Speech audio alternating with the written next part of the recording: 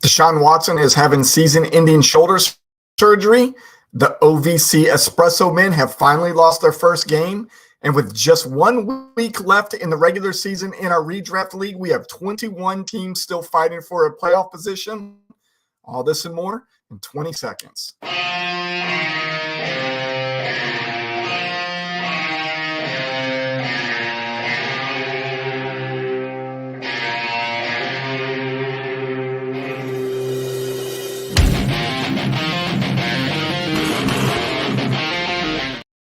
Hey, fellow fanatics, welcome to the Fanatically Real broadcast, sponsored by Nature Coast Tailgating and Apparel, the official apparel of the FSA. I see one of you out there, whoever you might be, please write a comment and say hello to us tonight. So one is the loneliest number, so hopefully we're both not so lonely together. Hope everybody has had a great week and everybody is having a good hump day. Today is the 15th of November. Going to do a little bit something different on the show tonight as far as our order goes. So instead of doing any of the redraft scoreboards like we normally do, we're just going to try to talk through some of the better games that happen in each one of the redraft regions. And then we're going to talk about the playoff picture for each one of those regions. We are still going to show the standings for each one of the regions becomes very important as we're talking about what that looks like for the playoffs as we're getting ready to go into week 11, which is the last week of the regular season for us. Then we're going to talk about stuff with the APFL, but first we got to talk about what we mentioned at the top of the show, which was Deshaun Watson, Cleveland quarterback, having end of season shoulder surgery. So he had 2 MRIs on Monday. One was on his left ankle, one was on his right shoulder, which is his throwing shoulder. It looked like he had a displaced fracture, and now he's going to need season-ending surgery to avoid further structural damage. So I think we had a message that was pushed out on Discord just before I came on live about who might be the starting quarterback. So I think it was Jason that put that out there. So Jason, if you're watching now and you want to push it out here for everybody, I'll put it up on the screen as well. Mentioning Jason, congratulations, Jason, on becoming a grandpa, times 3, but with grandkids 7, 8, and 9, as she had triplets today. So congratulations to you, brother. All right, let's start with the redraft games of the week. We're going to start in the Banshees region, as we always do. We also mentioned this at the top of the show, that the Ottawa Valley Coffee Espressomen, make sure I get the whole thing in there, the OVC, Ottawa Valley Coffee Espressomen, finally got their first loss of the season. Them losing to the Werebears. Final score there was 168 to 157. So what does that look like for the playoff picture? And I apologize if the screen is going out a little bit. It looks like I am losing signal here tonight for whatever reason, but hopefully you can still hear my voice because that's what's important right now. So for the playoff picture, what you're seeing is those top 4 teams that are in that lighter color red are already guaranteed spots in the big playoffs going into the regional championships. The bottom 4 teams have already been eliminated and will be playing for the Grey Cup instead, which we are running simultaneously with the big playoffs this year. The 4 teams that you see in that lighter green that are in the middle at 5 and 5, those are teams that are still alive and have a chance to still make it to the playoffs. So the very first one you see there up at number 5, Jamie, he is going to be playing James Hargraves. James is there in the number 3 spot. Average Joe's will have to defeat Mitch LaFlamme. Average Joe's there in the number 8 spot, Mitch in the number 10 spot. And then the reason we skipped over the Werebears and Sean at number 6 and 7 is because they will face off this week, with the winner of them still being in the big playoffs and the loser of that game moving over to the Grey Cup. So with those two playing each other and the possibility of Jamie and Average Joe's still winning, the most teams that we have the opportunity to take out of the Banshees region will be 7. So let's move on to the MOV game of the week for the entire redraft. And that's coming from the Black Dragons region. Carolina Nation won by 1.96 points over Jordan Sulcer. Final score there was 141 to 139. Let's look at these Black Dragons standings. So that gray color that's there in the top 4 are teams that are already in for the Black Dragons region.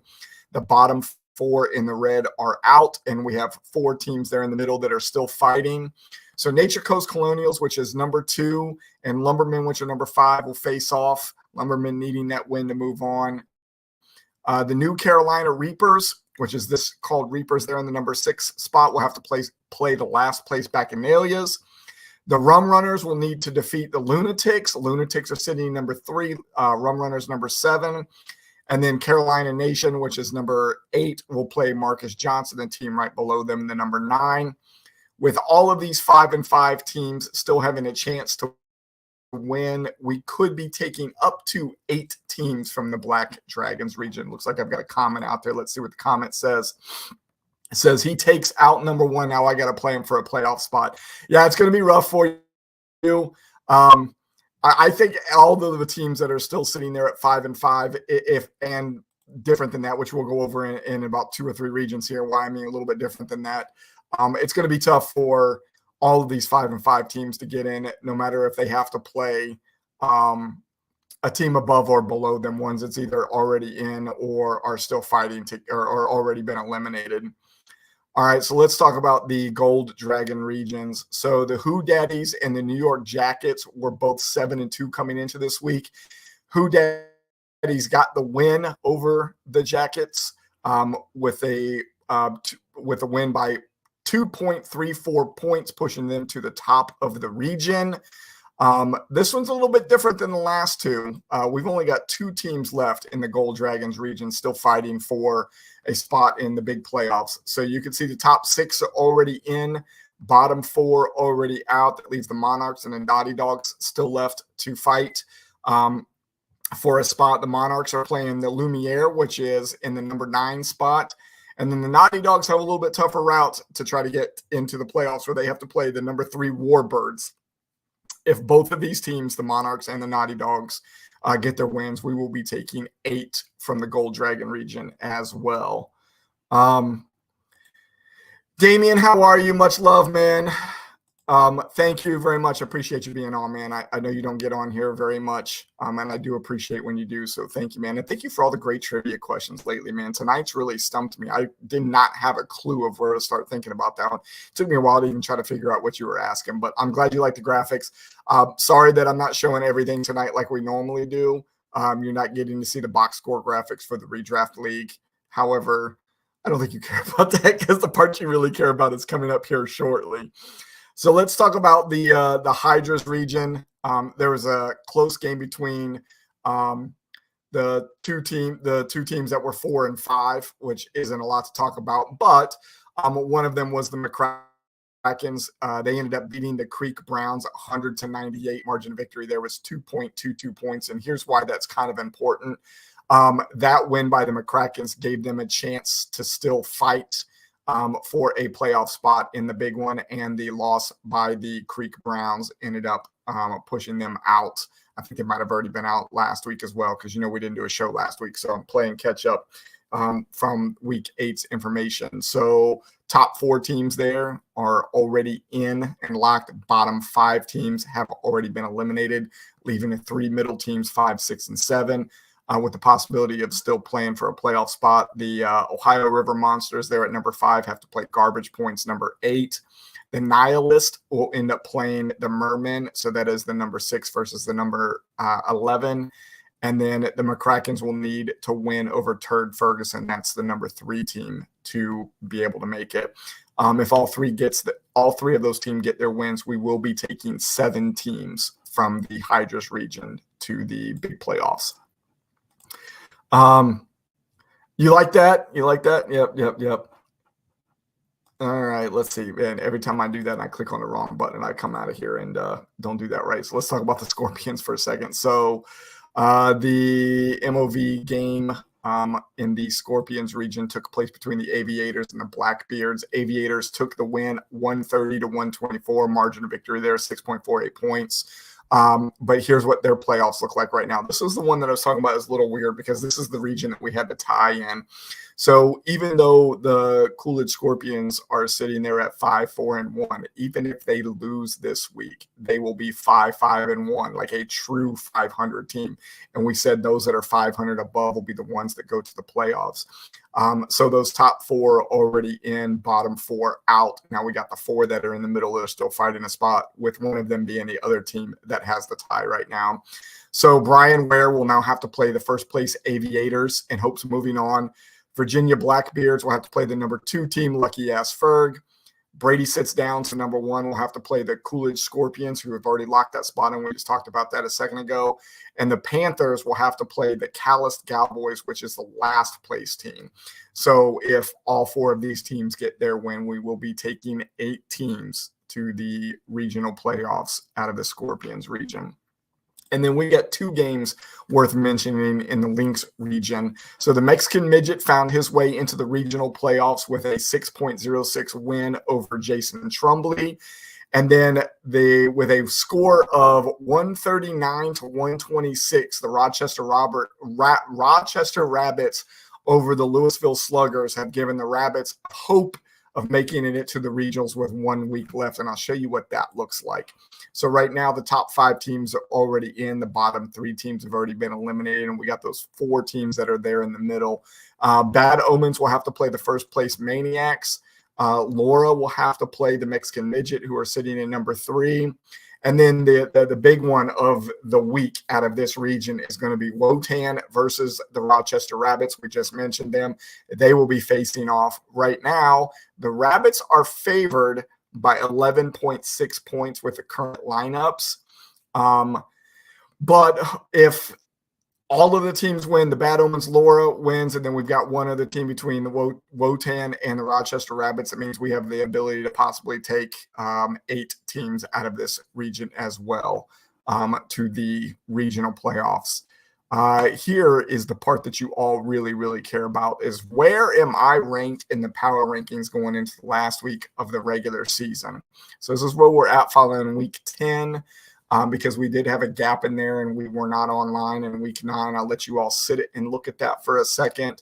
Honestly, the bottom 5 kind of shifted around a whole lot more than anything from 1 through 20. 1 through 20, basically the same teams that just kind of moved around a little bit. Bottom 5 with a little bit bigger jumps around.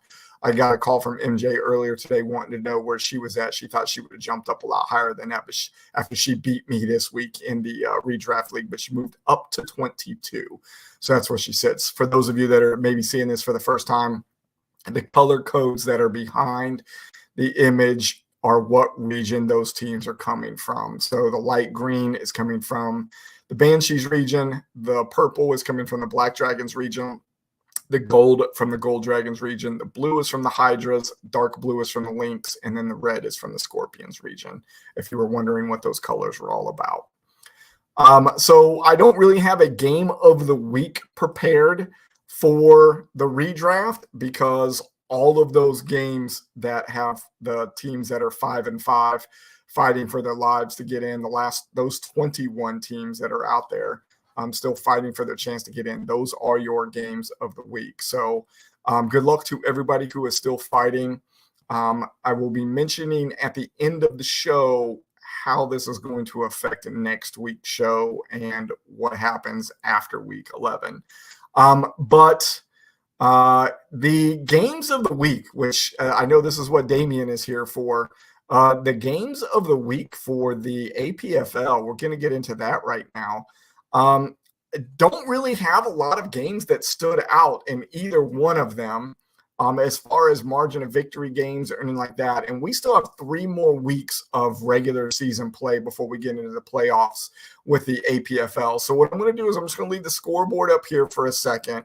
The thing about the APFL that's different than the redraft is you get to see the records right there. So those records that are underneath each one of those teams is what the record was following this week. So this was week 10. So as you can see right there in the first game, the Warhorse and the Wings, 2-8 and 4-6. tally them up to 10. So this was week 10. So that's where everybody's at right now. We are going to talk about what it looks like for the playoff picture. I don't have anything graphic for it. We're just going to talk through it here shortly. But again, like I said, we've got 3 more weeks of regular season to play. And we're going to talk about what next week looks like as well. Here is the NFC side. Did have a pretty close game there between Atlanta and Arizona. Margin of victory there being 5 points. But again, just like the AFC, not a lot of games to really talk about. I want to make sure that we get a couple more weeks under our belt. I think this upcoming week is really going to paint the playoff picture a little bit more. APFL for life. I appreciate that, man. Thank you. So once we get through this upcoming week, I think it's going to paint the playoff picture for us a little bit more. And it's odd because we'll talk about that in just a second. But this is the part y'all came for. I know earlier in the day when I asked if there was anything that I made sure that I talked about on this show tonight, Damien, who's still out there, said, I want to see the power rankings. And now we know why. He's sitting number 3 in the power rankings. That's why he wanted to see it. So there is your power rankings for your top 10. Dog still in the lead, has not let go of that lead all year, all the way back to week 1. He has grown that power ranking lead. He is now up to 2.683 points. What's been nice about this from a graphical standpoint is I haven't needed to change that graphic all year. And same thing on the redraft power ranking side with the Espressomen being up at the top for as long as they have been. I haven't had to change the graphics around too much either, just the order of some of these things. So that's been kind of nice. So I'm going to pull this back up. Before we talk about the game of the week, I do have a game of the week for the APFL. I want to talk about what the playoff picture looks like first. So we've got the 3 weeks of the regular season left. Coming up is going to be our 4th and final cross-conference game, meaning the AFC will play a team from the NFC, vice versa. Let me see what finally above the Norsemen. Yeah, and it's funny because only in the power rankings for right now, because as you're about to hear in a second when we go through where we're at playoff picture, because they're still above you in the division, they're going to have a better seed right now. But I'll get to that after I get to the AFC side. Let's do the AFC side of what the 7 teams that are going to go to the playoffs look like. So number 1, Cleveland. Of course, they're undefeated, still at 10-0. They're the number 1 seed. Remember, the 4 division winners get the first 4 seeds, and then it'll be the wild cards after that. So AFC again, Cleveland number 1. Buffalo and Houston are tied in record, but what it comes down to is strength of victory for that tiebreaker. And remember, if you don't know what the tiebreakers look like, just go out and Google NFL tiebreakers, because this is the emulation league. We're doing the exact same tiebreakers for these 2 teams. It came all the way down to the strength of victory to break this tie. So Buffalo ends up with the higher strength of victory percentage. So they get the number 2 spot. Houston gets the number 3. Denver is number 4. And then the wild cards, Miami gets it naturally, and then New England and Vegas. New England gets it over top of Vegas because of the better conference record. So going through it again, the top 7 are Cleveland, Buffalo, Houston, Denver, Miami, New England, and Vegas. That's your 7. So now on to the NFC side where it gets a little crazier. So we have 2 teams, Minnesota and New Orleans, that are tied in record. Minnesota has the better conference record right now, so they get the number 1 seed. Number 2 goes to New Orleans. Number 3 to Seattle. Number 4 to Washington. That's your 4 division leaders right now. Damien in at number 5 with Green Bay. Reason he's in that spot is because he's sitting number 2 in the division right now, even though he does have the better power rankings. Number 6, the LA Bighorns. And then number 7, there's actually a 5-way tie for the 7th spot right now, and it comes down to strength of victory for that. Of those 5 teams, you've got Arizona, Chicago, Dallas, and Tampa Bay.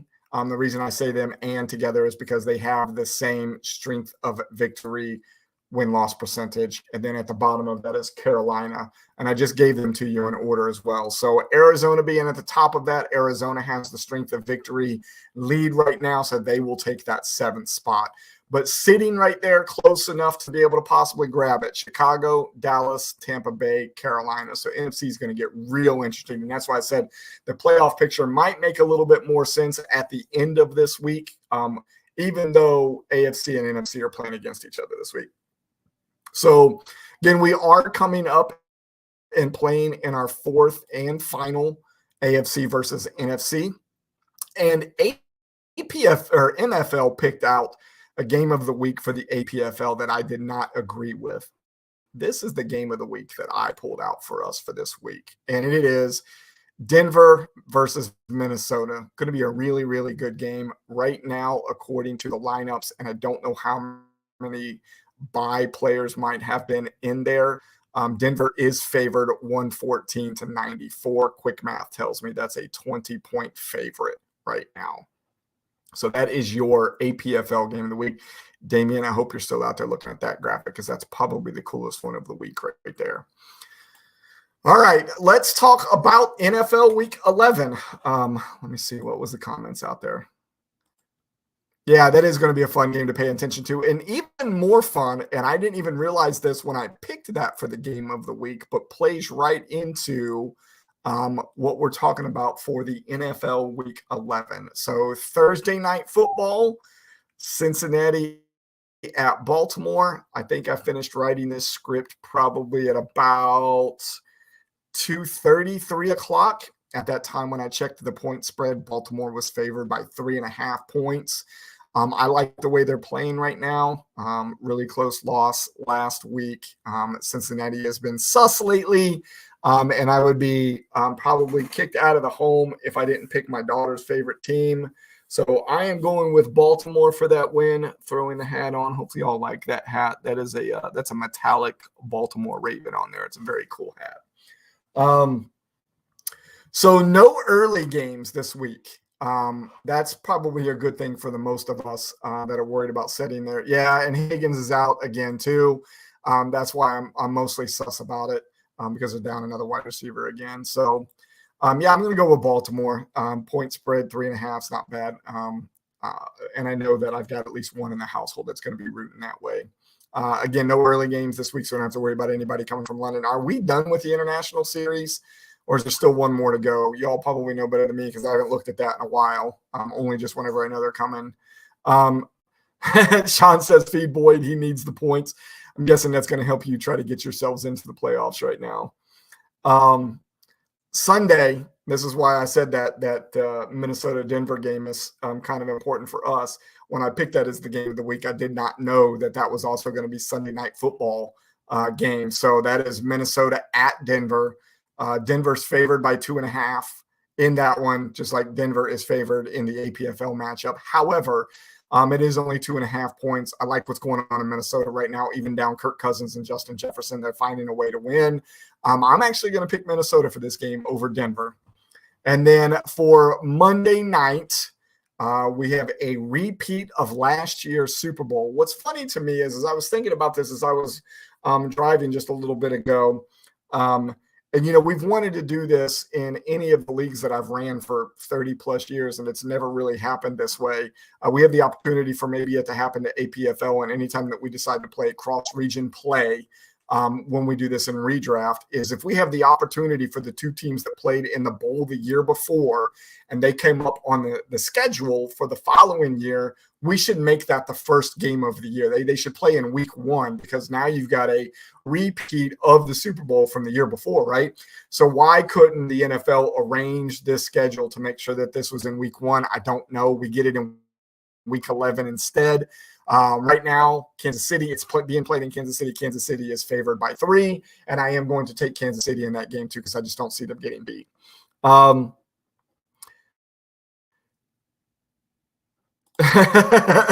Trevor Boyd says, don't worry, I talked to him. He's going to go off just for you. I think Sean appreciates that. Trevor, appreciate the pay.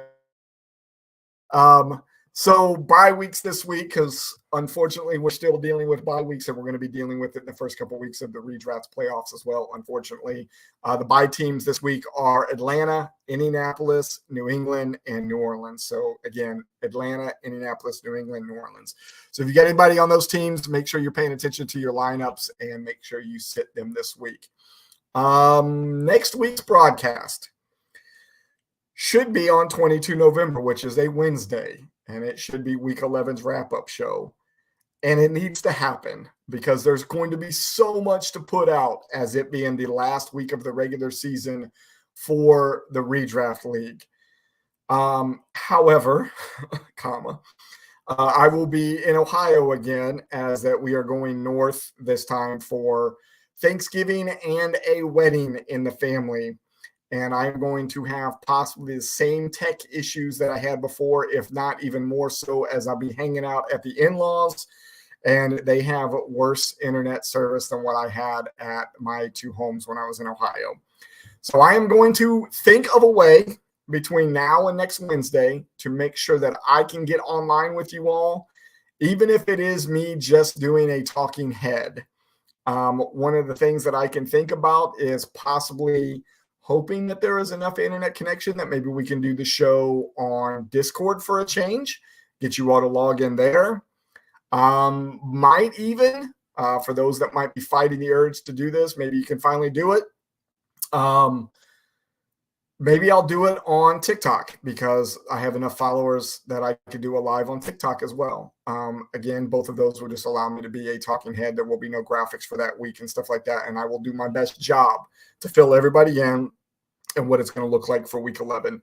My big issue is going to be getting the schedule set and the playoff brackets placed on the website for you all to see it. Again, I'm going to do my best after we get through done with Week 11 and getting everything set up.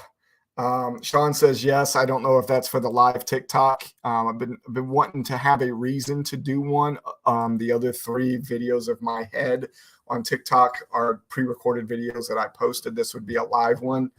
I'll figure it out. In fact, since Sean seems to be so excited and we talk quite a bit on Discord, I'm going to ask probably for suggestions from him and from anybody who's still out there watching, the 6 of you that are still out there.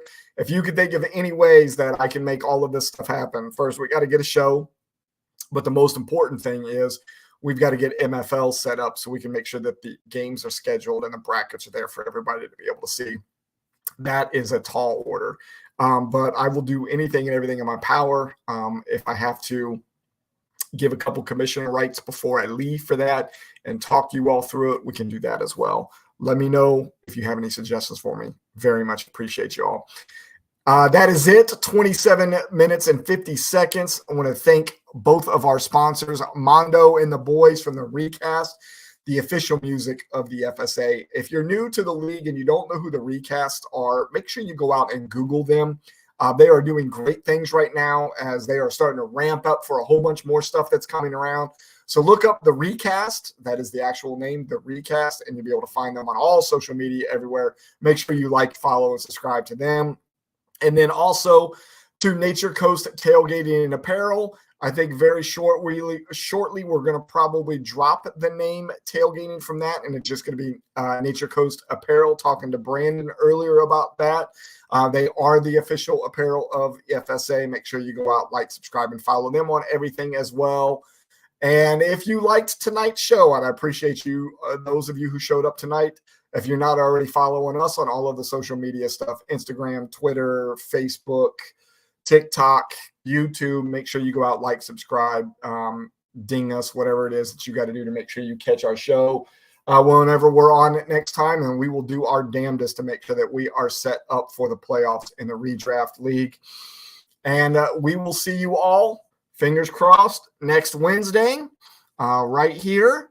And you all have a great night and enjoy the rest of your Wednesday. I'll see you all on Discord shortly.